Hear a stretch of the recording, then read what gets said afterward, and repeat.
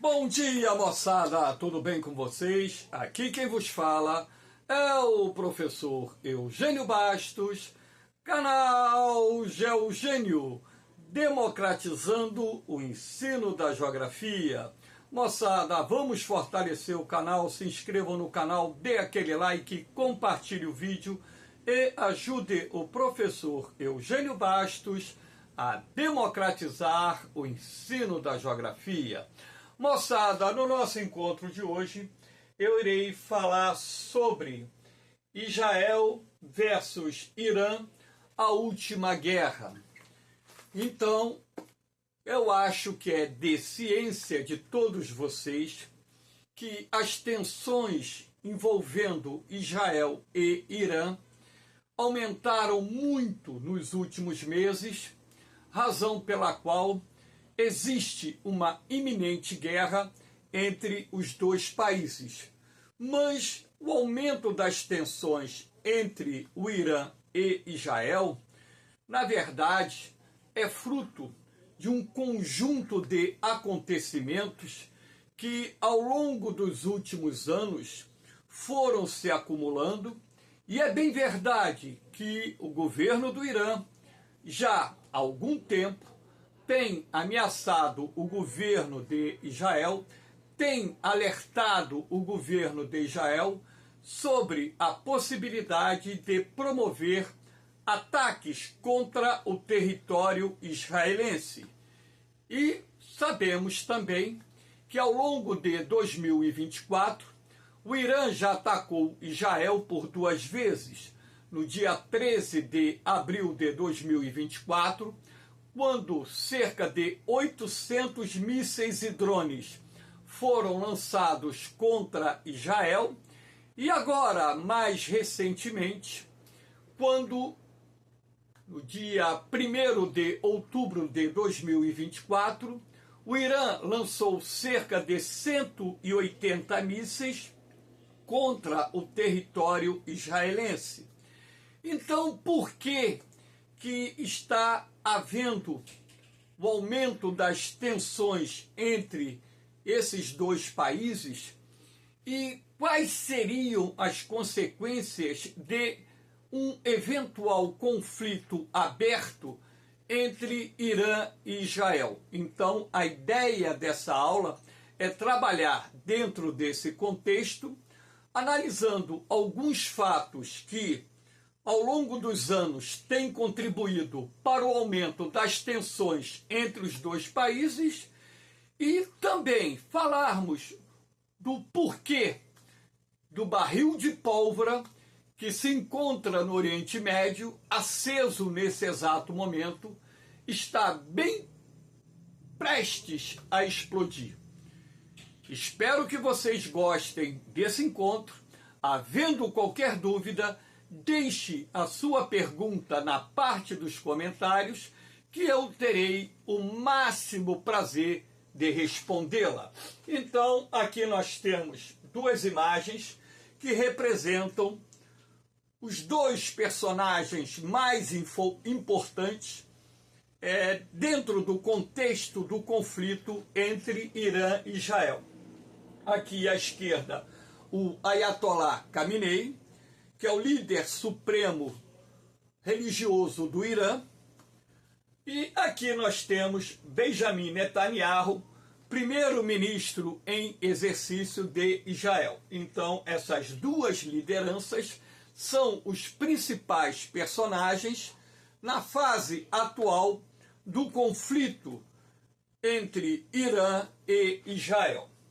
Então, para que nós possamos,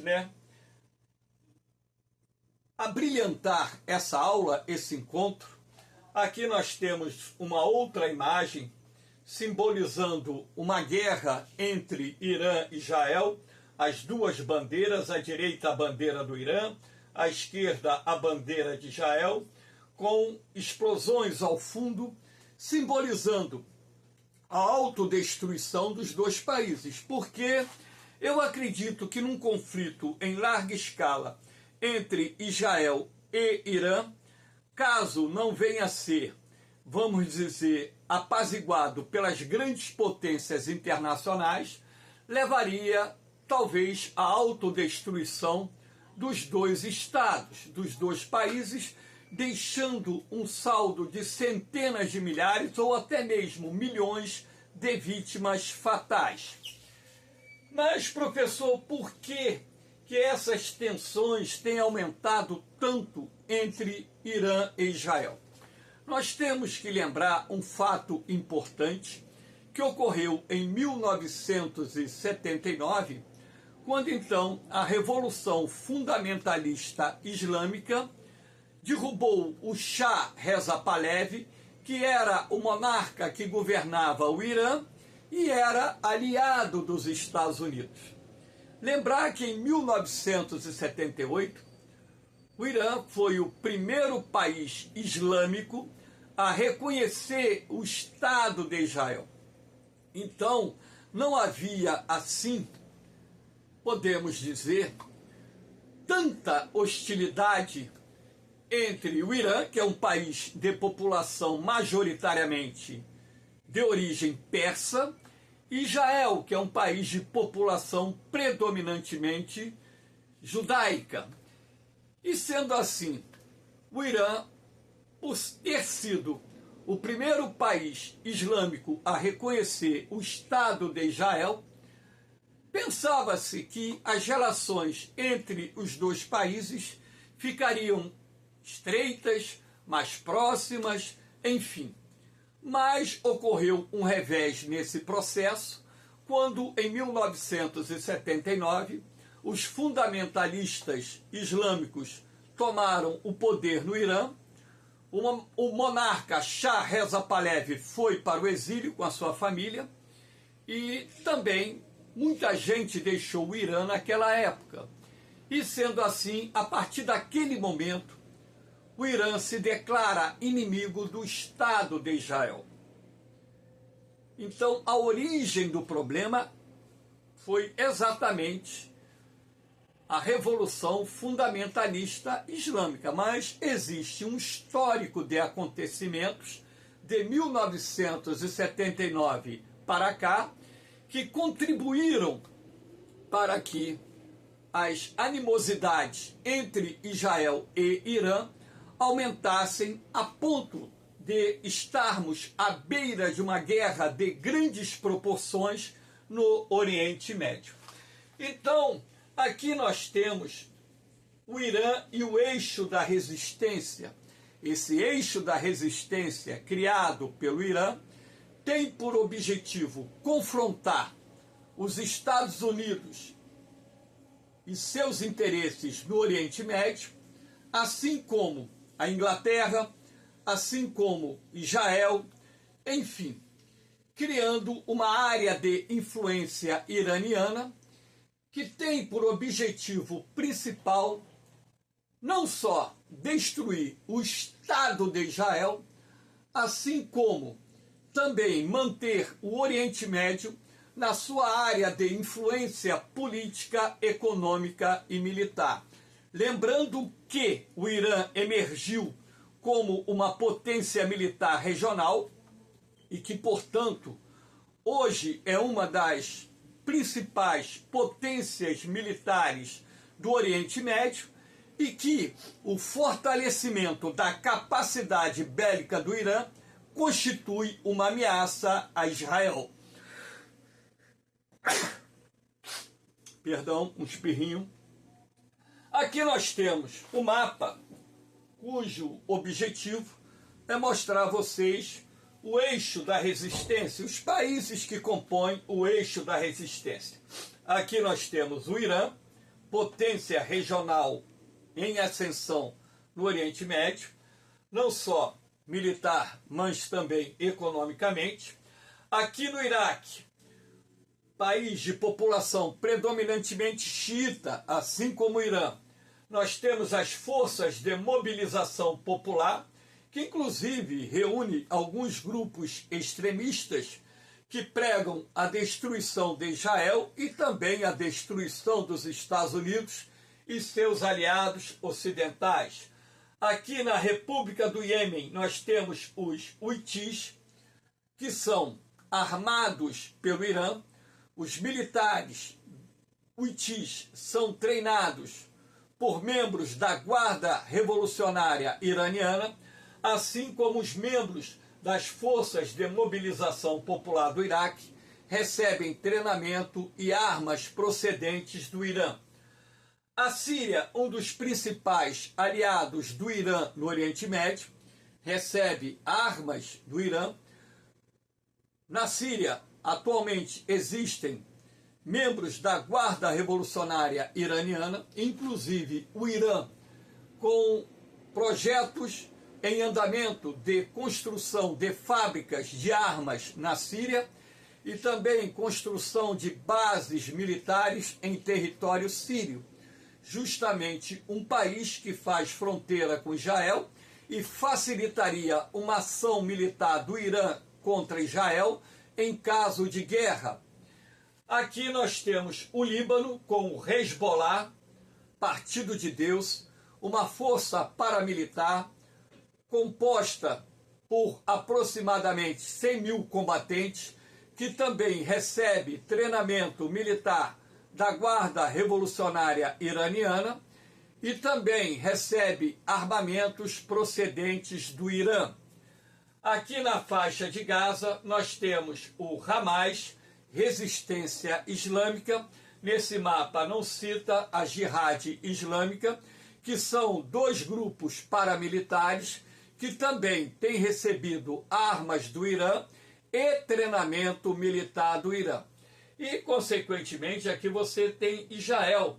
Então, o eixo da resistência, na verdade, é composto por alguns países do Oriente Médio, que contrapõem os países moderados da região, por exemplo, Arábia Saudita, Emirados Árabes, Catar, Kuwait e por aí vai, e constitui, logicamente, também para esses governos moderados do Oriente Médio, a maioria aqui de origem sunita, uma ameaça à sua existência, não do país, mas a ameaça de existência desses governos moderados que existem no Oriente Médio.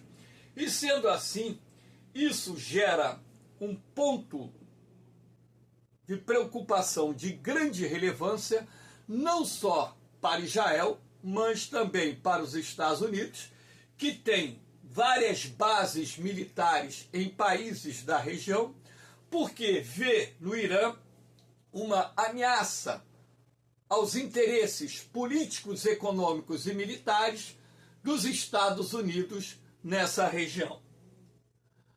Aqui nós temos agora alguns fatos que contribuíram recentemente para o aumento das tensões entre Israel e Síria. Inicialmente é bom que eu cite, não através dessa imagem, mas os inúmeros ataques que Israel tem feito às instalações militares do Irã em território sírio. Como eu disse ainda há pouco, o Irã está construindo bases militares no território sírio e o governo de Israel há muito tem dito que não vai permitir a presença militar do Irã na Síria por constituir uma ameaça de grande potencial à existência do Estado de Israel. Então, quando eu falo há muito tempo que Israel vem atacando essas instalações militares que o Irã está construindo na Síria, eu estou me referindo a vários anos, lembrando que em 2011 teve início a Guerra Civil na Síria, dentro do contexto da Primavera Árabe, e que o Irã ajudou o governo do presidente Bashar al-Assad, enviando militares e armas para combater os rebeldes que lutavam para derrubar o governo sírio. E, logicamente, em função do estreitamento das relações políticas entre os dois países, houve um acordo entre os governos do Irã e da Síria que permitiu que o Irã não só construísse bases militares no território sírio, assim como silos para o lançamento de mísseis e até mesmo fábricas de produção de mísseis em território sírio. E essas instalações, há alguns anos, vêm sendo atacadas e destruídas pelas forças de defesa de Israel. E isso, logicamente, tem desagradado o governo iraniano, que há muito tempo tem ameaçado o Estado de Israel de uma represália em função desses ataques, em função da morte de membros da Guarda Revolucionária Iraniana, enfim. Então, aqui nós temos a imagem do consulado do Irã, que foi atacado por Israel no dia 1º de abril de 2024, o consulado localizado na capital da Síria, Damasco. E esse ataque proferido por Israel acabou matando um dos principais comandantes da Guarda Revolucionária Iraniana. Então, essa Guarda Republicana Iraniana, ela, podemos assim dizer, através da Força Quds, é um exército de elite que não só promove o treinamento militar dos militares sírios, assim como também do Hezbollah. E como eu disse, o Irã tem interesses e vem executando um programa para aumentar a sua presença militar na Síria, porque é objetivo do governo iraniano destruir o Estado de Israel, e por diversas vezes não só o presidente do Irã, mas também o Ayatollah Khamenei já reiteraram em seus inflamados discursos que está chegando a hora de varrer Israel do mapa. Então, esse ataque feito por Israel ao consulado do Irã despertou a ira do governo iraniano, que prometeu retaliar, responder a esse ataque mediante a um número grande de fatos derivados dos ataques feitos por Israel aos objetivos militares iranianos no território sírio. Então, o que aconteceu? No dia 13 de abril de 2024, o Irã proferiu um ataque lançando mais de 800 mísseis e drones contra o Estado de Israel. Estima-se que 99% foram abatidos, boa parte pelas IDFs, Forças de Defesa de Israel, e também por sistemas norte-americanos, ingleses e franceses que ajudaram as IDF a interceptarem os drones e os mísseis que foram lançados contra Israel.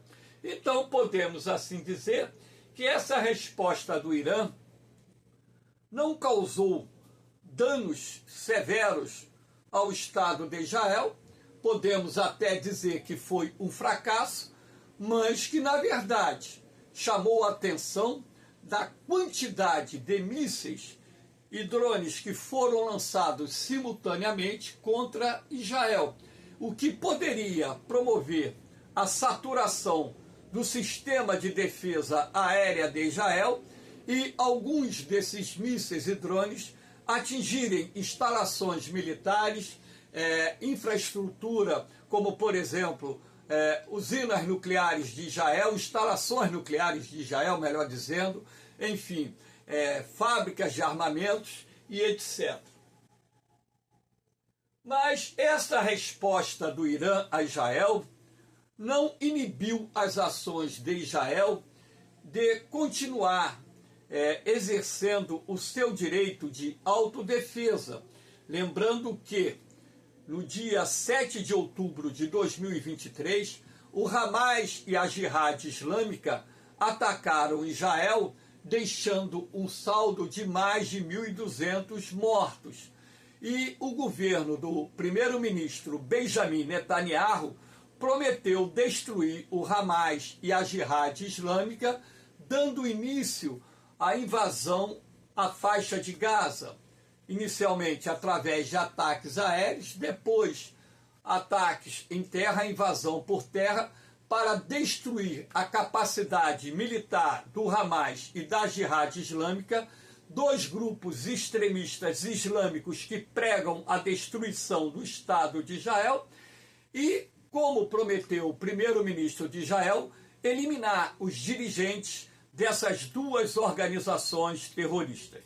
E, lá do Líbano, o Hezbollah, Partido de Deus, também começou a atacar Israel, sendo assim, esse conflito, que inicialmente só deveria envolver a faixa de Gaza e Israel, se estendeu para o território libanês, lembrando que o Hezbollah é financiado, armado e treinado pelo Irã, sendo, portanto, nas vizinhanças de Israel, entre os países que têm litígio com Israel, o Hezbollah, uma força militar que atua no Líbano, que constitui a principal ameaça à segurança do Estado de Israel e ao povo judeu. Então, Israel não se intimidou com esse ataque do Irã e continuou as suas operações na faixa de Gaza, continuou suas operações contra o Hezbollah em território libanês. E no dia 31 de julho de 2024, o Serviço Secreto de Israel matou o líder político do Hamas em Teherã, capital do Irã, Ismail Haniyeh, que havia comparecido à solenidade de posse do novo presidente iraniano. Como o Ismail foi morto em território iraniano, o governo iraniano acusou Israel de ferir a soberania do Irã e prometeu uma resposta a Israel.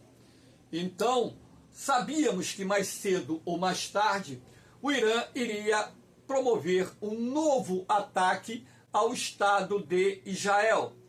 E, sendo assim, no mesmo dia, as forças de defesa de Israel mataram o principal comandante militar do Hezbollah, Fouad Shukr, esse cidadão aqui, que foi executado no mesmo dia, dando seguimento ao programa de Israel de eliminar as lideranças do Hamas, da Jihad Islâmica e do Hezbollah, como forma de desestruturar essas forças paramilitares terroristas que pregam a destruição do Estado de Israel.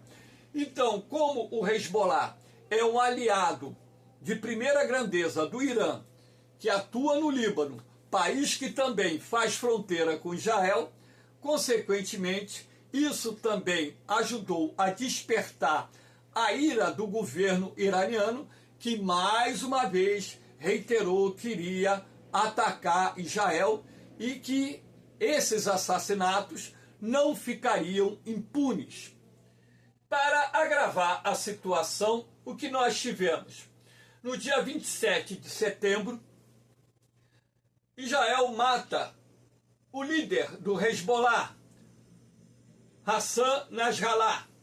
Então, ora, o principal líder do Hezbollah foi morto num ataque aéreo feito à capital libanesa, Beirute, ao QG do Hezbollah, que se encontrava num bunker subterrâneo a 25 metros de profundidade. O Serviço de Inteligência de Israel conseguiu ter informações precisas da localização do Hassan Nasrallah e de outras importantes lideranças do Hezbollah que estavam reunidos num bunker traçando as estratégias do Hezbollah na guerra contra Israel. Então as IDFs utilizaram armas de alta precisão, bombas com capacidade de perfurar o solo, perfurar camadas de concreto, e essas bombas atingiram o bunker onde estava o Hassan Nasrallah e outras lideranças do Hezbollah, assim como o importante comandante da Guarda Revolucionária Iraniana. Não se sabe ainda a quantidade de pessoas que morreram nesse ataque feito por Israel, mas sabemos que foi um duro golpe ao Hezbollah, porque ajudou a desestruturar o comando dessa organização terrorista. Lembrando que antes do assassinato do Hassan Nasrallah, o governo de Israel também, através de uma estratégia muito interessante, fez explodir, né, os pager utilizados por comandantes militares de alta patente e patente intermediária do Hezbollah, matando e ferindo mais de 4.000 pessoas. Então isso, de certa forma, ajudou a desarticular as comunicações. Aí vocês poderiam me perguntar: Eugênio, mas por que eles usam o pager, uma tecnologia tão antiga da década de 1990, para fazer comunicações? Ora, porque celulares são facilmente rastreados. Então, se você utiliza num campo de batalha aparelhos celulares, numa base, aparelhos celulares, facilita a identificação da localização dessas bases militares, dos paióis, dos depósitos de armas e munições, das tropas, localização das tropas, o que facilita os ataques dos inimigos. Então, além dos pager, eles utilizavam uma outra tecnologia antiga, os hot-talk, que também explodiram, e se desconfia que Israel desviou carregamentos desses produtos de comunicações e ali inseriu produtos que provocassem a explosão a partir de acionamento eletrônico, e quem fez esse acionamento foi um avião de guerra eletrônica utilizado por Israel, que não só causou explosões no território libanês, como também na Síria, inclusive ferindo o embaixador da Síria lá no Líbano. Enfim. Então, aqui nós temos, né, esse quadrinho, esse organograma aqui, né, mostrando as principais lideranças do Hezbollah que foram eliminadas por Israel, as forças de defesa de Israel, e aqui na cabeça o Hassan Nasrallah, e embaixo toda a estrutura organizacional do Hezbollah. E você observe que altos membros do alto escalão do Hezbollah foram eliminados nos últimos meses por Israel, o que consequentemente desarticula a estrutura de comando do Hezbollah, o que de certa forma facilita as operações militares de Israel no Líbano e reduz a capacidade de resposta do Hezbollah aos ataques realizados pelas forças de defesa de Israel, conhecidas como IDF. Aqui nós temos, no dia 1º de outubro de 2024, o Irã ataca Israel. Então agora, nessa semana, essa aula está sendo gravada no dia 6 de outubro, portanto, no dia 1º de outubro, numa terça-feira, né, o Irã atacou Israel. De acordo com as informações que foram divulgadas pela imprensa, estima-se que cerca de 180 mísseis foram lançados de encontro a Israel, e isso para infligir danos a bases aéreas, a fábricas de armas, a infraestrutura militar de Israel. Mas o sistema de defesa aérea de Israel interceptou a grande maioria desses mísseis. Também sistemas de defesa aérea da França, Estados Unidos e Inglaterra, através dos seus navios, e também os americanos, através das suas bases no Oriente Médio, ajudaram a interceptar.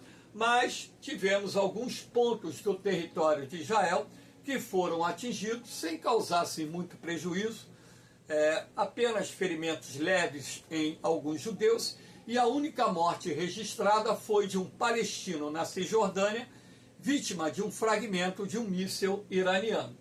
Então, aqui nós temos essa imagem que mostra o sistema de defesa aérea de Israel atuando, o domo de ferro, o sistema Patriot e o sistema Arrow atuando para destruir esses mísseis lançados pelo Irã a Israel. Então, o que isso, de certa forma, gera? Ora, isso gera o aumento das tensões, porque dessa vez o primeiro-ministro de Israel e o ministro da Defesa de Israel afirmaram e estão afirmando categoricamente que vai haver uma resposta. Não sabemos qual será a proporção dessa resposta, mas o governo do Irã também tem afirmado que se Israel atacar o Irã, o ataque iraniano a Israel vai ser avassalador, ou seja, a quantidade de mísseis e drones que serão disparados será muito grande, o que certamente poderá saturar o sistema de defesa aérea de Israel e causar grandes prejuízos, além de riscos iminentes de mortes de judeus lá em Israel. Aqui nós temos a visão geral de Israel e Irã. Então a população de Israel, 9,6 milhões de habitantes, nem todo mundo é judeu, parte da população de Israel é de origem árabe. O Irã, com uma população muito maior, 88,6 milhões. O PIB de Israel, 525 bilhões de dólares, maior do que o PIB do Irã, 413 bilhões de dólares. PIB per capita, 54.931 dólares em Israel, é um país rico. Irã, 4.669 dólares, um país com a maior parte da sua população pobre. Orçamento de defesa, Israel, 19 bilhões de dólares. Irã, 7,4 bilhões, portanto, o orçamento de defesa de Israel é muito maior do que o orçamento de defesa do Irã. Percentual do PIB gasto por Israel em defesa, 4%, o Irã, 2%. Então, a ideia aqui é mostrar a vocês, de forma comparativa, alguns dados. Aqui nós temos os arsenais de mísseis de Israel e Irã. Então, lembrando que o Irã tem vários mísseis, inclusive mísseis com plena capacidade de atingir qualquer ponto do Estado de Israel, assim como Israel também possui vários mísseis. Esse aqui, o Jericó, com alcance de 4.800 quilômetros, pode atingir até uma parte do território russo.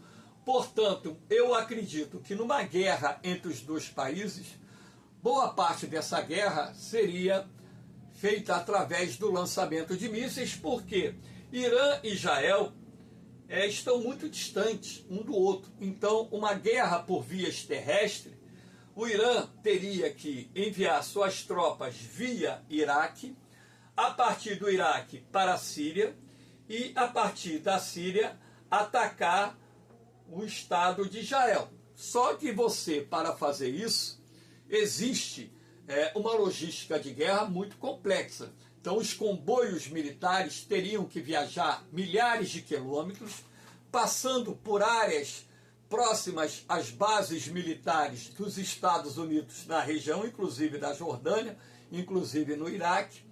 E isso facilitaria os ataques de Israel, não só das forças de defesa de Israel, assim como dos Estados Unidos e eventuais aliados dos Estados Unidos que saíssem em defesa a Israel. Então, eu acredito que o Irã ele não vai enviar um exército para a Síria e para o Líbano para enfrentar Israel por causa da logística de guerra, que é extremamente complexa, e sabemos que caso o Irã envie um grande efetivo militar por terra, esses comboios militares seriam dizimados no caminho ao Estado de Israel. Bem antes de chegar a Israel, seriam destruídos pelos mísseis e pelos aviões e helicópteros das forças de defesa de Israel. Mas, razão pela qual eu acredito que seria uma guerra de mísseis. Agora, qual dos dois países tem maior capacidade de defesa aérea? Sem dúvida nenhuma, é Israel, que detém um dos mais modernos sistemas de defesa aérea do mundo. Lembrando que os dois países são potências militares. Agora, os equipamentos militares utilizados por Israel, em média, são muito mais modernos que os equipamentos militares utilizados pelo Irã. Aqui nós temos o programa nuclear do Irã, que constitui, na verdade, uma ameaça à própria estabilidade do Oriente Médio, não só de Israel, mas de outros países da região, porque sabemos que o Irã tem o desejo de produzir armas nucleares e que, de acordo com analistas especialistas em energia nuclear, o Irã está muito próximo de produzir a sua primeira bomba atômica, o que, na verdade, iria constituir um risco enorme à existência de Israel. Como Israel é um país que dispõe de um arsenal de armas nucleares, que, de acordo com alguns especialistas, varia de 100 a 200 ogivas nucleares, e de acordo com outros especialistas, a quantidade de ogivas chega a algo próximo a 400. O Irã, se cometer esse erro de produzir armas nucleares, é o meu entendimento pessoal, tá? Eu acho que Israel promoverá um ataque em larga escala como forma de se fazer a guerra preventiva para proteger a existência do Estado de Israel e do povo judeu e também os árabes israelenses que vivem em Israel. Então aqui nós temos esse mapa do Irã, onde nós vamos ter usina nuclear, reator de pesquisa, reator a água pesada, enriquecimento de urânio, que é uma das tecnologias essenciais para poder produzir armas nucleares, mina de urânio, área militar. Então, Israel sabe muito bem a localização dessas instalações nucleares. Agora, aquelas instalações nucleares de valor estratégico maior são subterrâneas, estão dentro de montanhas de difícil, vamos dizer assim, ataque. Ou seja, você pode até atacar, mas como essas instalações estão encravadas no interior de montanhas, a capacidade de atingir essas instalações diminui de forma sistemática, mesmo utilizando armas com capacidade de perfurar o solo. Agora, não sabemos a que profundidade se encontram essas instalações nucleares. Quanto mais profunda, maior será a dificuldade de Israel obter êxito, não só atacando as instalações nucleares, assim como instalações militares estratégicas do Irã. Sabemos que Israel vai atacar, não sabemos o dia, a hora, mas a resposta virá. E a resposta de Israel irá desencadear uma resposta do Irã e dos países que compõem o eixo da resistência, e há uma possibilidade real de escalada do conflito, e o aumento da escalada do conflito pode desencadear a Terceira Guerra Mundial, que seria talvez a última travada entre os homens nesse planeta. Aqui nós temos a explosão de uma arma nuclear, simbolizando a capacidade de destruição desse tipo de armamento. E, logicamente, um ataque nuclear feito por Israel ao Irã, como eu disse anteriormente, deixaria uma enorme quantidade de pessoas mortas, feridas e um rastro de destruição no Irã. Não vou dizer que o Irã iria voltar à Idade das Pedras, mas durante décadas e décadas o Irã seria um país arrastado à extrema pobreza caso haja uma guerra em grande escala entre Israel e Irã. Eu piamente acredito que, se Israel estiver realmente ameaçado, a existência do Estado de Israel, a existência dos judeus e árabes israelenses que vivem nesse território, estiverem ameaçados, consequentemente, Israel promoverá um ataque nuclear de grandes proporções que vai destruir as principais cidades do Irã. Vamos rezar para que isso não aconteça. Moçada, espero que vocês tenham gostado do encontro. Lembrando que essa aula está sendo gravada no dia 6 de outubro de 2024. Hoje estão sendo realizadas as eleições municipais em todo o território nacional. É a festa da democracia. Então, dê aquela forcinha ao canal Geogênio, se inscreva aí no canal, dê aquele like, deixe um comentário, ou faça uma sugestão de um tema que vocês queiram que eu grave em si.